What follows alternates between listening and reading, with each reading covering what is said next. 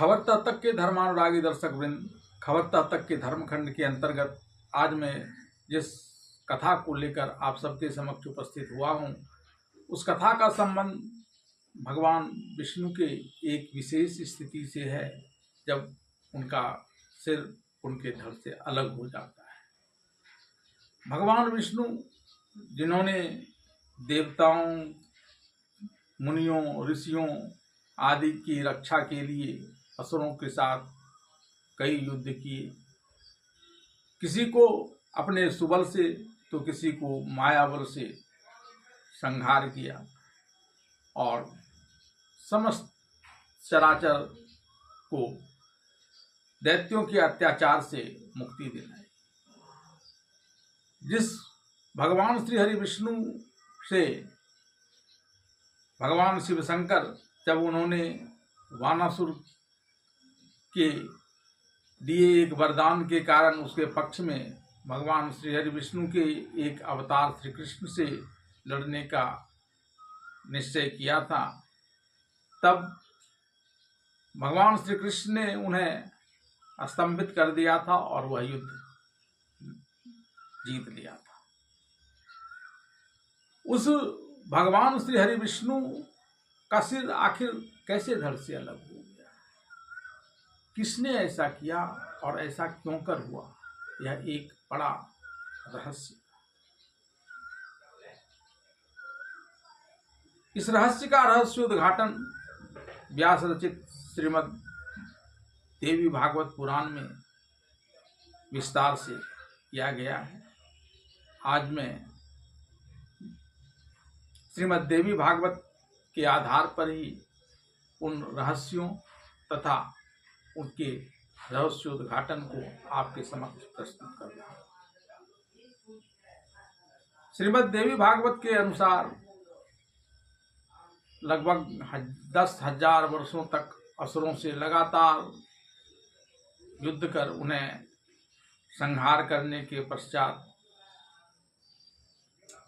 उससे उत्पन्न थकान को दूर करने के लिए भगवान श्री हरि विष्णु एक बार अपने वैकुंठ धाम से थोड़ी दूर जाकर एक रमणीक स्थल पर अपने धनुष सारंग के एक सिरे को जमीन से टिकाकर और दूसरे सिरे पर अपने सिर को रखकर विश्राम करने लगे। तभी योग निद्रा देवी ने उन्हें अपने वश में कर लिया और वे चिर निद्रा में लीन हो गए। माता लक्ष्मी उनके चरण दबाकर उनके थकान को दूर करने का प्रयास कर रही थी। इसी समय देवताओं ने एक यज्ञ करने की ठानी और इस यज्ञ की सूचना देने के लिए वे ब्रह्मदेव और शिव शंकर के साथ विष्णु लोक आए। लेकिन यहाँ भगवान श्री हरि विष्णु को न पाकर उन लोगों ने जब उन्हें ढूंढना प्रारंभ किया तो उन्हें कुछ दूरी पर अपने धनुष सारंग के सहारे सिर रखकर योग निद्रा में लीन पाया। इस पर इंद्र ने कहा कि इन्हें जगाकर यज्ञ की सूचना दे देते हैं ताकि यज्ञ का यथोचित लाभ मिल सके। यज्ञ पुरुष के रूप में यही तो उस यज्ञ की सफलता का निर्धारण करेंगे। तब भगवान शिव शंकर ने देवताओं से कहा कि इस समय श्री हरि विष्णु अपनी थकान मिटाने के लिए योग निद्रा के अधीन हैं और उन्हें जगाना उन्हें क्रोधित कर सकता है और तब यज्ञ का पूर्ण होना संशय में पड़ जाएगा। यह बात सुनकर उन्होंने देवताओं से कहा कि यज्ञ प्रारंभ कर दिया जाए और जब तक इसकी पूर्णता का समय आएगा तब तक कदाचित भगवान श्री हरि विष्णु इस योग निद्रा के प्रभाव से मुक्त हो जाए। इस बीच ब्रह्मदेव ने श्री हरि विष्णु को योग निद्रा से मुक्त करने का एक उपाय ढूंढ लिया। उन्होंने दीमक की रचना कर दी।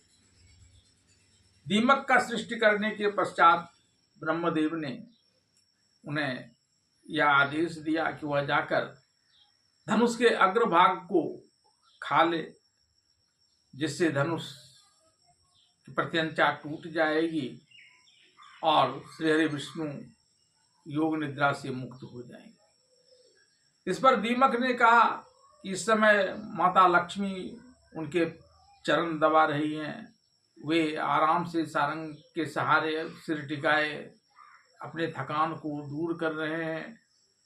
ऐसे में उन्हें व्यवधान डालना यह ब्रह्म हत्या के समान है और ऐसा करने से उन्हें क्या फायदा होगा। यह सुनकर ब्रह्मदेव और समस्त देवताओं ने दीमक से कहा कि अगर तुम देवताओं के इस कार्य में सहायक होते हो तो देवताओं को मिलने वाले यज्ञ भाग में तुम्हारा भी हिस्सा होगा। यज्ञ कुंडन में दी जाने वाली आहुति का जो हविष्य उस यज्ञ कुंड से बाहर गिर जाएगा, उससे तुम खा लेना, वही तुम्हारा हिस्सा होगा। और तब उस दीमक ने भगवान श्री हरि विष्णु के जिस सारंग धनुष पर वे सिर टिकाए हुए थे उसके अग्रभाग को खाना प्रारंभ कर दिया और इस क्रम में उसकी प्रत्यंचा टूट गई। एक तेज आवाज के साथ उस सारंग धनुष का सिरा इतनी तेजी से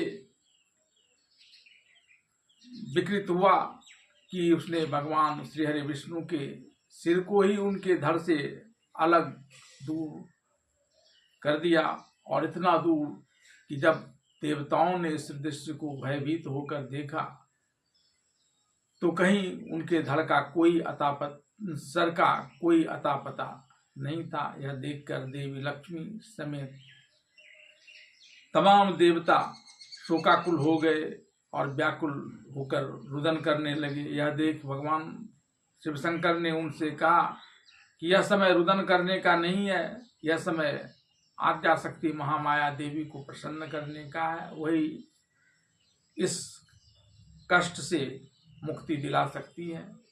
और तब ब्रह्मदेव ने वेदों से महामाया जगदम्बा देवी की स्तुति प्रकट करने के लिए कहा और साम वेदोक्त उस स्तुति का स्तवन कर देवताओं ने महामाया जगदम्बा देवी को प्रसन्न कर लिया।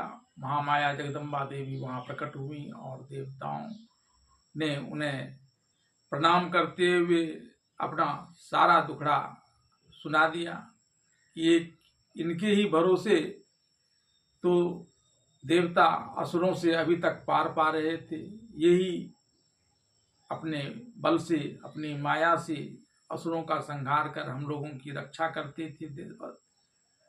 लेकिन अब जब यही नहीं रहेंगे तो हम लोगों का क्या होगा, आखिर ऐसा क्यों हुआ। इस पर महामाया जगदम्बा देवी ने देवताओं को कहा कि कोई भी कार्य अकारण नहीं होते, सबके पीछे कुछ न कुछ कारण होता है और इसका कारण कोई अन्य नहीं बल्कि खुद श्री हरि विष्णु की प्राण वल्लभा माता लक्ष्मी है। एक बार भगवान श्री हरि विष्णु जब अपनी प्राण वल्लभा लक्ष्मी देवी के साथ बैठे हुए थे तो उनके मुख को देखते हुए वे हंस पड़े थे। अपने प्राण वल्लभ श्री हरि विष्णु का इस प्रकार हंसना लक्ष्मी देवी को खल गया और उन्हें यह लगा कि शायद उन्होंने इसके मुख में कुछ खोट देख लिया हो, जिस कारण वे हंस पड़े,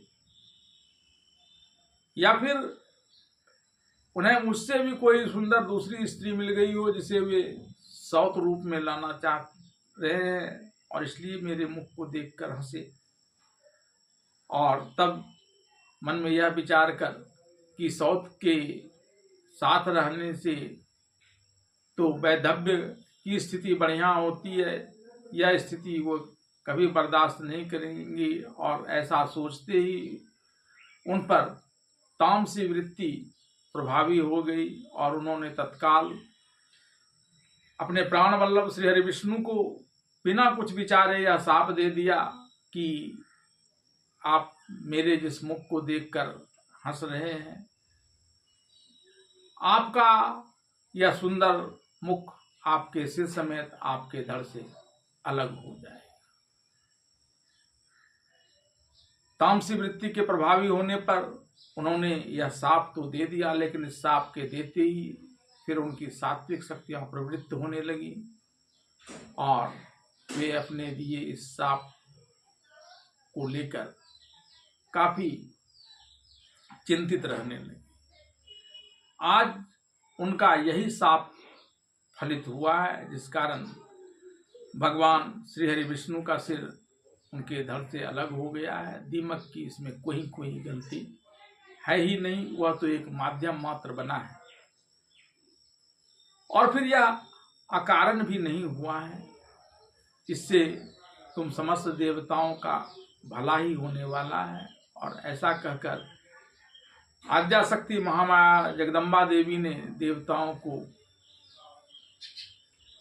यह बताना प्रारंभ कर दिया कि किस प्रकार से एक बार एक घोड़े का मुख वाला दानव हैग्रीव ने उसकी घोर तपस्या करनी प्रारंभ कर दी थी और उसके उस घोर तपस्या से प्रसन्न होकर ये जब उनके पास वरदान देने के लिए आई तो उसने इसके चरण स्पर्श किए, इनके चतुर्दिक प्रदक्षिणा कर विनीत भाव से हाथ जोड़े इनके सम्मुख खड़ा हो गया और बारंबार वरदान की मांग करने के पश्चात काफी सोच विचार कर यह वरदान मांगा कि मृत्यु उनके ऊपर प्रभावी न हो।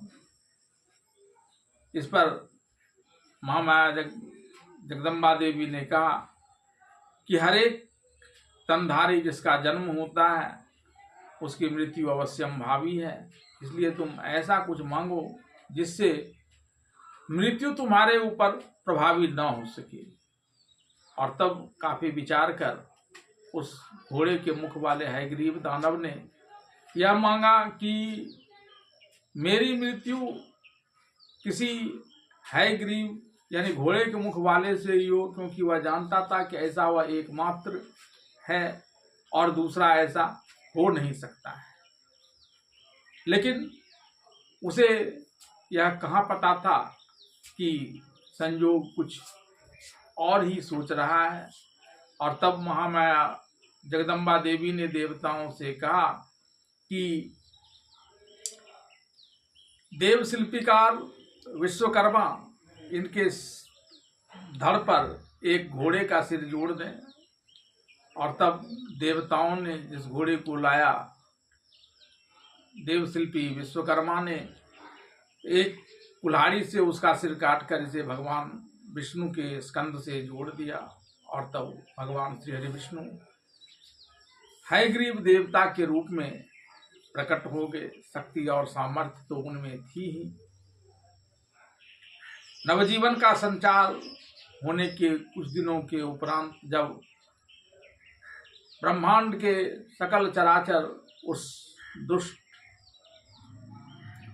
हैग्रीव दानव जो आद्याशक्ति महामाया जगदम्बा की तपस्या से मृत्यु के भय से मुक्त होकर सबको त्रास देने लगा था, उसके पास गए और उसके नहीं मानने पर वहीं उसकी हत्या कर दी, जिससे ब्रह्मांड के सकल चराचर के जीवन में खुशियां लौट आई।